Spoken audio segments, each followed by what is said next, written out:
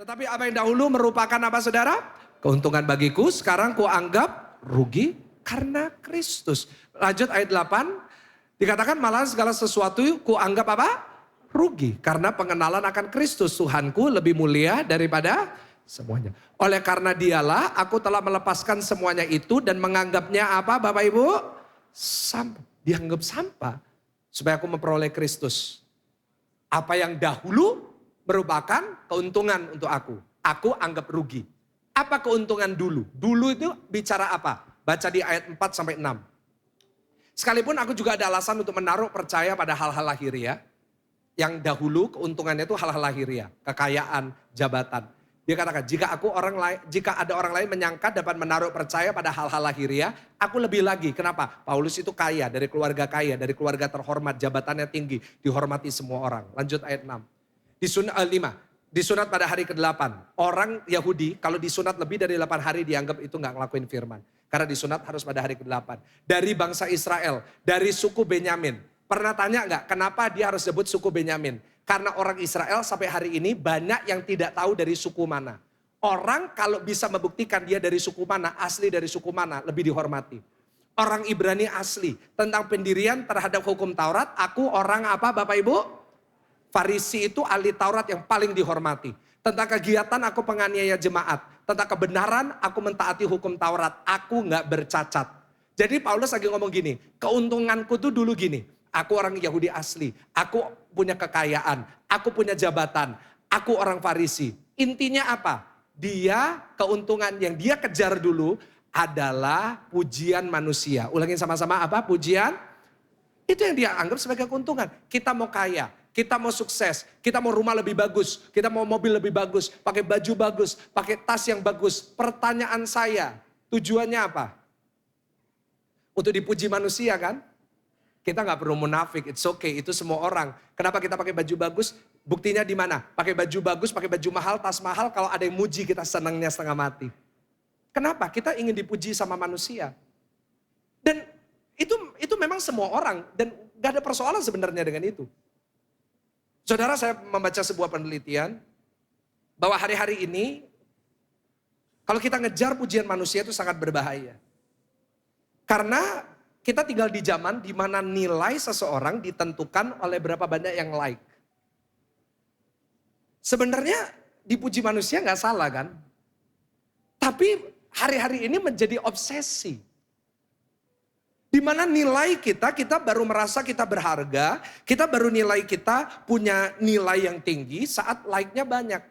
Peneliti menyebutnya sebagai the age of likes. Dibaca di Google, age of likes. This is what's happening right now. Di mana segala perilaku manusia itu dipengaruhi oleh berapa like yang dia terima.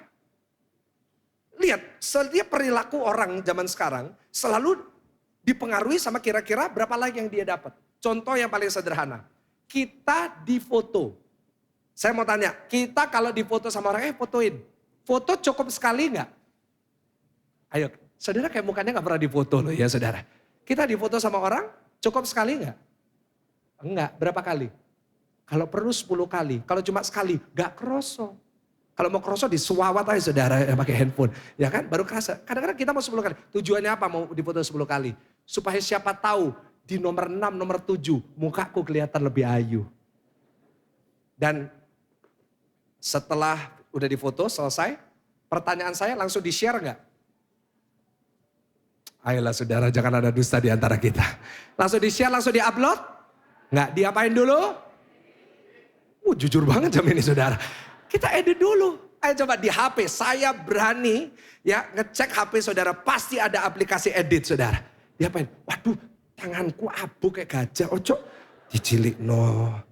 Mukanya diputihin, difilter, dikasih filler, dikasih ini. Tujuannya buat apa? Supaya waktu di-upload lebih banyak yang like. Lebih banyak di-share. Obsesi kita ngeliatin statistik. Berapa yang lihat kali ini? Siapa yang nge-like? Ini kenapa kok gak di-like? Kenapa foto ini lebih banyak like daripada ini gak di-like? Kita kan tinggal kayak gitu. Kenapa? Itu yang kita kejar. Akhirnya jadi obsesi. Gak salah sih kalau kita ini mau tampil bagus. Gak salah sih Kalau kita ini mau juga meningkatkan pengaruh kita, kita juga mau sukses supaya keluarga kita baik. Tapi jangan itu jadi obsesi. Jangan itu yang kita kejar dalam hidup ini. Saudara Paulus bagus banget. Ini perubahannya. Filipi 3 ayat 13 sampai 14. Kita makin berdiri bersama-sama sebagai ayat penutup. Filipi 3 ayat 13 sampai 14. Boleh sama-sama baca? 1, 2, 3. Saudara-saudara, aku sendiri tidak menganggap bahwa aku telah menangkapnya. Tetapi ini yang kulakukan. Aku melupakan apa saudara? Apa yang telah di belakangku dan mengarahkan diri kepada apa yang di hadapanku. Ayat 14 sama-sama. Dan berlari-lari kepada tujuan untuk memperoleh apa? Hadiah, yaitu panggilan surgawi dari Allah dalam apa? Kristus Yesus. Nah, jadi dulu ngejarnya, berlari-larinya untuk mendapat keuntungan itu. Tapi sekarang beda, berlari-lari untuk memperoleh hadiah. Apa? Panggilan surgawi. Jadi yang kedua perubahannya, yang pertama mulutnya apa? Dipakai Tuhan. Yang kedua perubahannya adalah dia mulai mengejar hal yang benar. Ulangin sama-sama 1, 2, 3. Mulai apa? Mengejar. Orang kalau punya Roh Kudus hidupnya ngejarnya halnya udah beda lagi sama dunia. Kalau dunia ngejarnya popularitas, dunia yang ngejarnya uang, dunia ngejarnya semua hal-hal fana yang dapat diterima. Orang yang punya Roh Kudus ngejarnya panggilan surgawi. Ulangin sama-sama apa? Panggilan. Nah, panggilan surgawi itu apa? Yang pertama, saya menjadi seperti Tuhan Yesus. Yang kita kejar dalam hidup bukan seperti kita bisa seperti artis ini. Bukan kita seperti orang terkenal ini, tapi fokus hidup kita yang kita kejar. Bagaimana hidup saya bisa jadi seperti Tuhan Yesus. Yang percaya boleh katakan amin. Kasih tepuk tangan, thank you, that's good. Kasih tepuk tangan. Yang kedua, panggilan surgawi adalah kita dalam hidup ngejarnya apa? Memelihara iman kepada Tuhan Yesus. Supaya apapun yang kita lakukan, megang prinsip sekali Yesus tetap Yesus, amin. Ada banyak orang demi popularitas, demi uang, ninggalin Tuhan Yesus. Ninggalin Tuhan Yesus jadi konten. Supaya apa? Supaya lebih terkenal, supaya lebih eksis, supaya mulai viral. Gak boleh gitu. Kita gak boleh jadikan iman jadi mainan.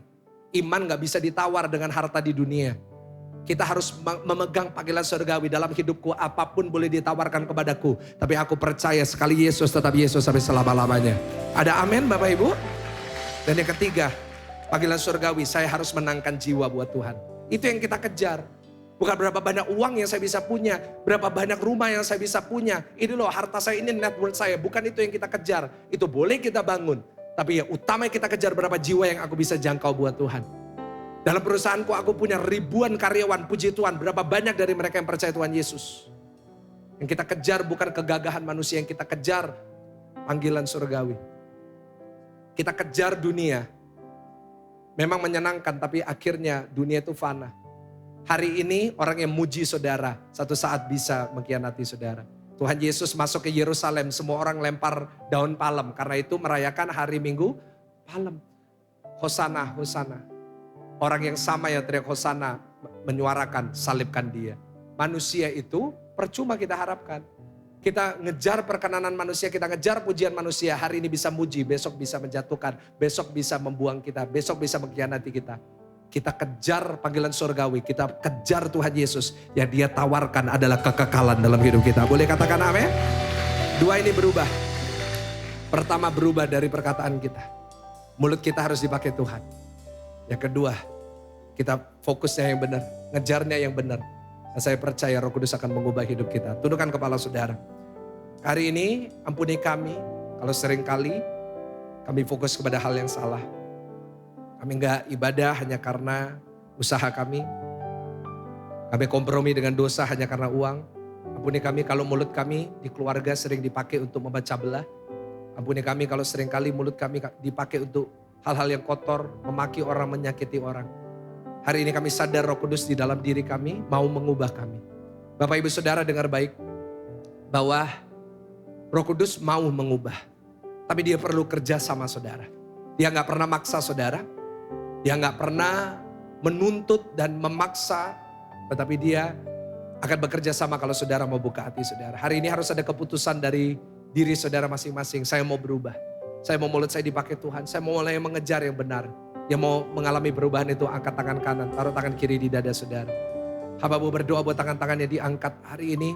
Roh Kudus, kau lihat keinginan dari hati jemaatmu. Kau ada di dalam diri mereka, engkau gak pernah meninggalkan mereka. Mampukan kami, biar kami bisa melakukan firman ini. Biar kami gak kompromi, biar kami mau jadi orang-orang yang mulut kami dipakai Tuhan. Dan bahkan pikiran kami memiliki pikiran Kristus di mana kami mengejar hal-hal yang Tuhan Yesus mau. Turunkan tangan saudara. Komitmen kami sudah kami tunjukkan kepada Engkau. Sekarang bekerjalah Roh Kudus. Pimpin kami Roh Kudus.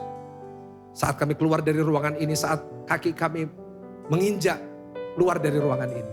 Biar Roh Kudus Engkau yang mengingatkan kami kembali. Roh Kudus Engkau kembali berapi-api di dalam diri kami. Menuntun langkah kami. Di dalam nama Tuhan Yesus. Hamba-Mu berdoa. Dan setiap jemaat Tuhan yang sudah diberkati oleh firman Tuhan. Sama-sama kita mau katakan. Amin. Kasih tepuk tangan yang paling meriah buat Tuhan.